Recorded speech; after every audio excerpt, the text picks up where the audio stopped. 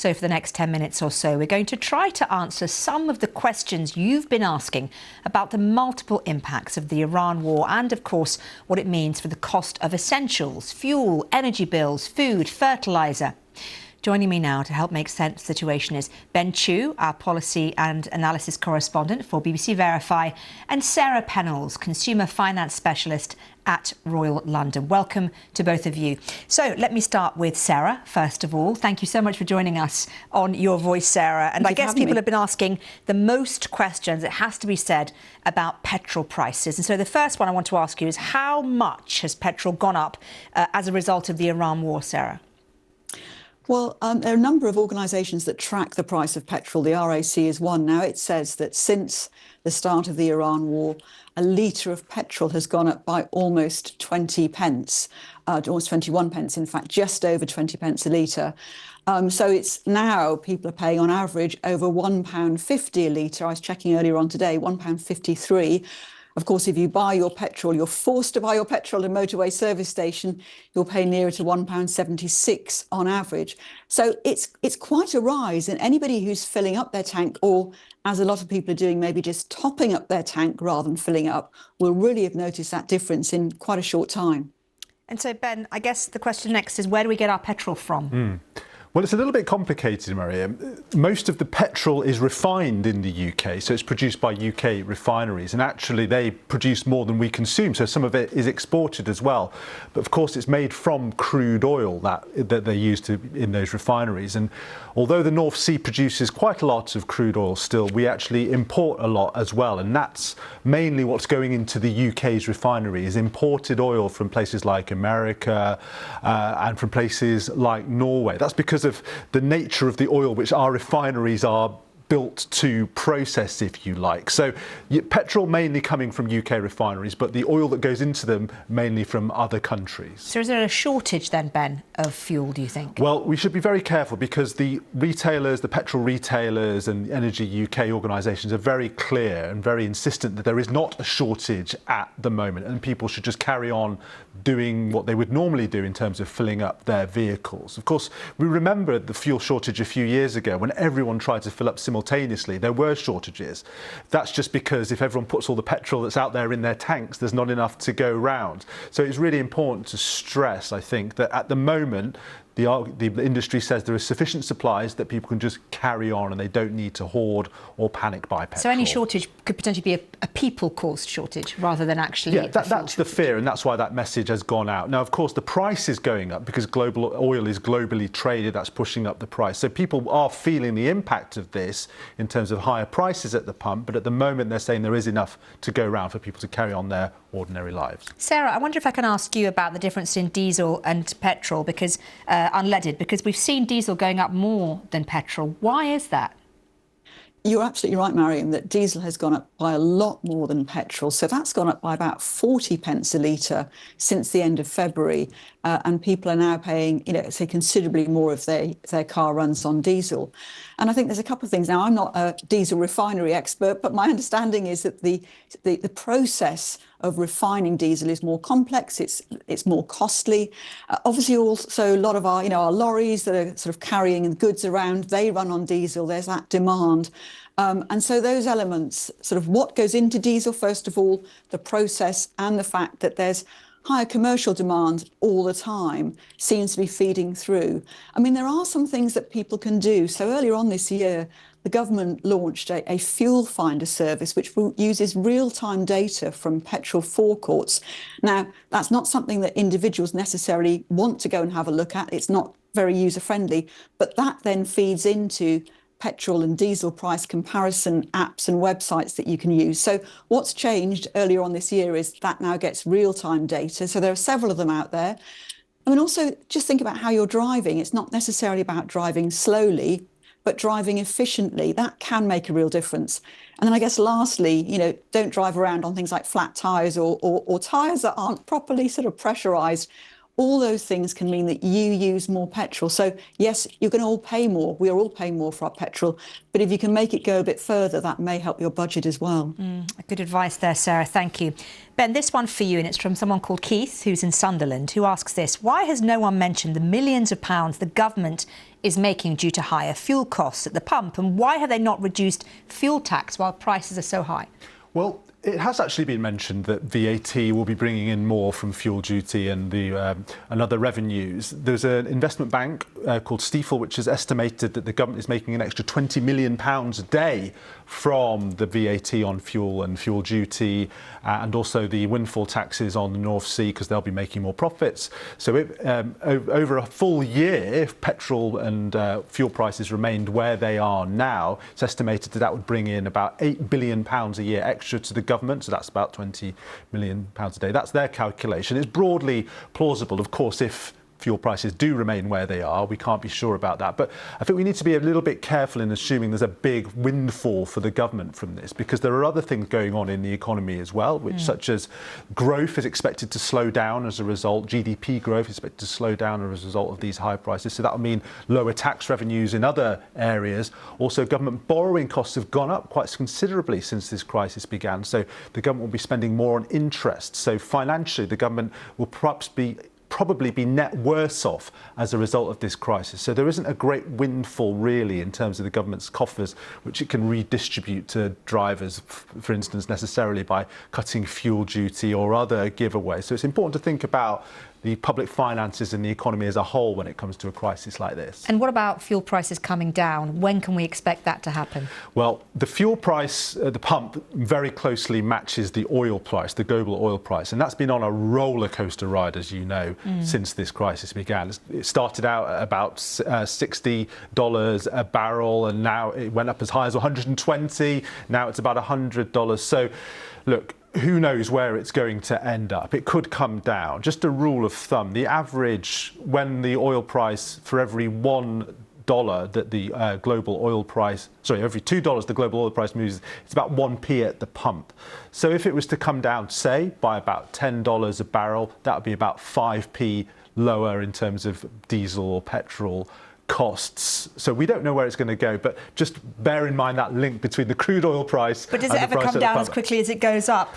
Well, we're in very unusual times. Not normally, there's usually a lag, but at this moment in time, things are so volatile, it's very, very difficult to say. OK, let's talk a little bit about energy bills, help or not. Sarah, let me ask you this. The Chancellor, Rachel Reeves, and of course the government support energy bills, have said the government will support energy bills because of the Iran war. Of course, some of those bills have been pushed up. But who is going to get the help, Sarah, for these energy bills? And how will the energy bill help work if based on household income? Because that's the mood music coming from the Chancellor, isn't it? Yeah, now there's a lot we don't know actually about how this energy bill help will work. I think what is becoming more clear is that it's not likely that this help will be available over the summer. So the Chancellor was saying that people's energy use is lowest between July and September. Now, obviously, as of today, the energy price cap has fallen. It means actually people who are on the standard tariff, a typical user, will be paying £10 less a month for their energy than they were yesterday, or yesterday's prices. And obviously from July, that's really where the concern is. What's the energy price cap going to do from then? The Chancellor seems to be saying that this will not be happening until the autumn. And as you say, it will be based on household income, or it could be based on household income. I think at the moment they haven't quite decided how it will work. One idea that's being floated around is extending the warm home discount scheme. Now, there are several schemes that help people of different ages and in different circumstances. This gives people £150 off their electricity bill. And in October last year, it's extended so that now it reaches 6 million people rather than 2.7 million before. However, it is linked to people being on certain benefits, so things like pension credit for pensioners who are on a low income, things like universal credit for people who may be in work or out of work and so on.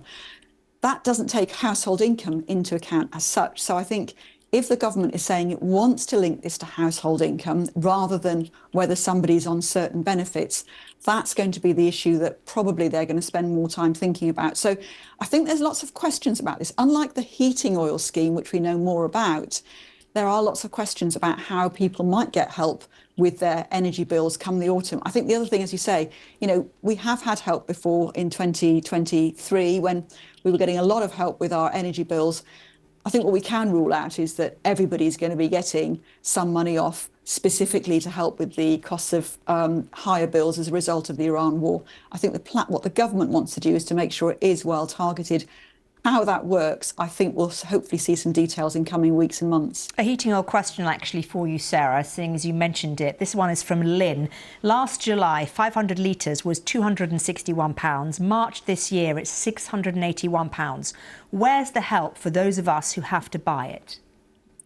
I mean, people who rely on heating oil, many of them have been, I think, absolutely shocked by what's happened to heating oil prices. And they've actually almost doubled in just over 4 weeks. Now, the government has already announced over £50 million of help for people who have high heating oil bills. But, and it's a big but, we know that there's about 1.5 million people who rely on heating oil for their heating. So, £53 million divided by 1.5 million, that's not going to be much if it's given to everybody. So what the government is saying is, again, this is going to be very targeted. It's being rolled into something called the Crisis and Resilience Fund, which actually launches today. Now, it's a slightly different fund to one that ran out yesterday called the Household Support Fund. Sorry, all these names flying around. What's important is it is administered by local authorities. So from today, this new fund does include some capacity to pay for heating oil bills. That's who you have to apply for. But again, not everybody who's experiencing high bills will get that help. OK, thanks for that, Sarah. Now let's move on and talk a little bit about flights. We've had some questions about fuel shortages and their impact on flights. Will flights be cancelled because of jet fuel shortages? Well, a bit of context, Miriam. There have been some cancellations of flights in Asia, in Vietnam and the Philippines, and 40% of the UK's jet fuel does come via the Strait of Hormuz. And Michael O'Leary, who's of course the boss of Ryanair, has warned that if the war continues, we do run the risk of supply disruptions in Europe in May and June. However, the government has said that jet fuel shipments are continuing to arrive in the UK and stressing the diversity of places where the UK gets it from. So the government is saying no need to panic. Look, I think this comes down to, like a lot of these questions, just how long this goes on for. There are reserves, there is fuel in the pipeline, so to speak, and there's no need to panic. But if this goes on for many more months, then it's not impossible. I think we have to bear that in mind, that there could have to be cancellations of flights because, of course, planes can't fly if they don't have the fuel, and we import a great deal of the jet fuel that our airlines use. What about food? Do you think food prices are going to go up? That's a question many people are asking. Sure. I mean, there's been a warning today from the Food and Drink Federation that it previously expected food inflation to come down to about 3.5% by the end of the year. Now it expects it to rise to 9% by the end of the year. But a context here, about a third of the world's fertilizers come via the Strait of Hormuz. And if they are restricted, yields will go down and food prices will go up. And also food production in the UK is pretty energy intensive. So all that oil and gas which goes into making them, if that goes up in price, you'd expect the food price to go up. And that's the link the lobby group and the trade group are making. Bear in mind, 9% is high, but it's not as high as the almost 20% it got to in 2023 after the Russian invasion of Ukraine. And Sarah, let me bring you back in at this point. Are house prices falling? That's another question that's been sent to us from quite a few people. Well, there are different ways to measure what's happening to house prices, different indices. But if we look at the Land Registry one, which is the kind of most comprehensive and official one, that's actually showing that in January, house prices had fallen by 0.3%, up about 1% overall in the year. House prices are affected by so many things. Confidence is quite nebulous. People can feel very confident when the news isn't great around them, and suddenly that changes. Obviously also affected by mortgage costs, and we have seen the price of fixed rate mortgages, new deals obviously, increasing quite a lot over the recent sort of weeks. So I think depending on what happens in terms of the mortgage market and depending on how confident people feel about being able to pay their other bills, we could see house prices falling a bit further or starting to fall more. But it's quite difficult to predict what the the longer term effect could be, because as we've been discussing, there are so many questions about how long this conflict could go on for and what that could mean in the longer term to inflation and therefore the interest rates as set by the Bank of England. Indeed, indeed. Always difficult to predict. And a final question, Ben, for you from Gareth, who is a viewer. He says the real issue that needs addressing is the UK's vulnerability to outside influences and its heavy reliance on imported fuel. What happened to the UK being self-sufficient? Well, I think the truth is that self-sufficiency when it comes to fuel and many other things as well, Mariam, is a little bit of a mirage. As I was alluding to earlier, the UK produces quite a lot of oil, but because of the nature of our refineries, we also import a lot of oil to turn that into petrol. I think it is worth, on the issue of self-sufficiency, thinking about the United States, because they are a big energy producer, a very big net energy exporter. So if self-sufficiency meant low prices, you'd expect them to be doing pretty well at the moment. But the reality is, as we've been talking about in other places, US gas prices are going up because the US is part of a global energy market. Fuel prices and oil prices, when they go up globally, they also affect the United States, despite it being a net exporter. So self-sufficiency doesn't necessarily give you what you want, which is price stability. And I think that's very important to bear in mind, just how interconnected we all are in this globalised economy and how these shocks affect all of us, no matter how self-sufficient we are on paper. Fantastic final thought there. Ben, thank you very much indeed for that. And Sarah Pennells, thank you as well. And thank you to all of the viewers who've been sending questions to BBC Your Voice.